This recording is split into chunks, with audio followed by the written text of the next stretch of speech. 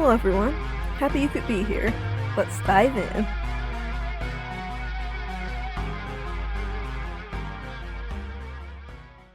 Sit at My Grave, Season 3, Ego's Death, Chapter 32. The trip to Roma had been a tricky one. The stress and fatigue of rushing there, however, seemed to melt away when he first entered the town. Progress was being made, and that's all that mattered. In terms of scenery, it was much like the rest of the place, the slight exception being, just by looking at it, you could tell a lot of the buildings were older here, just based off the designs. They looked sturdy though, rural and charming. It wasn't completely void of newer advancements. The people seemed to stay true to their older culture here, a beautiful mix of old and new, enjoying what more life had to offer, while still cherishing what got them there. It was a nice contrast from the city area Arden had been at, even if being there somewhat reminded him of his own home overseas. He'd even gotten temporarily mesmerized by the lights of the buildings glittering down to illuminate the waters below. Just like Emil had told him, as soon as he stepped foot on Realma's soil, Arden began inquiring about the Neelys everywhere he went, from the restaurants he ate at to the hotels he slept in. It was awkward and aggravating trying to communicate with people about something so important while he was still learning the language, but he was making it work. Just having to branch out and talk to people, ask them all these questions, being open with them, and having to express being confused and clueless in general was mortifying. A thing he had begun detesting a long time ago. Would it all be worth it? Reed was worth it, even if Reed himself wasn't made to believe that growing up. Finding the Neelys, and in turn, with any luck and hope on his side, also discovering more about the Eidolon Maledictio, which also put him on the path for his reason to being there in the first place. That was what held his focus for the majority of the time he was traveling there.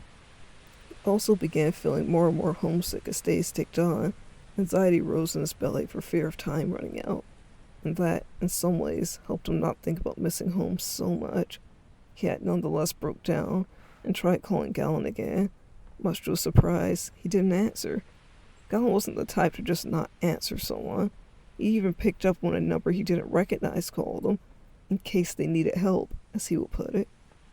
Arden soothed himself, saying he must have just been busy at college, probably doing final tests before he could leave for the holidays, but deep inside, he knew it was his fault he wasn't answering.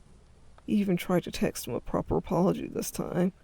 Maybe it wasn't as heartfelt as it should have been, but it was more than what he'd said on the phone after their fight. He didn't want to lose Galen.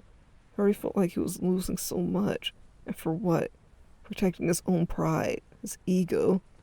Truthfully, he never even thought he'd be in a scenario like this, but Arden paused for a breath, taking a look at the people passing in this quaint town, where he was, alone, save for a stuffed toy in his luggage, gifted from the family of a friend he'd screwed over. His brain tried convincing him everyone else was overacting besides him, but he was starting to learn better, bit by bit. It was a hard, bitter lesson, being so scared and feeling so abandoned. He got a coffee to go. He felt his stomach cramp with desire as he sipped it, but his money was starting to dwindle. It couldn't last forever, he supposed, as he took another slow sip. Nothing could. He was trying to be smart about it, but he didn't know much about budgeting. Everything seemed to cost so much. It was a struggle having to travel like he did for research while maintaining himself. It was a strange state of being, seeing such happy, calm, collected people around him, while knowing how much of his own life was chipping away. There was a saving grace to his madness. He'd finally got a lead on the Neelys.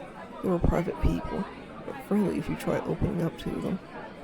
One of the older locals had thankfully passed a message for him after he mentioned knowing Emil.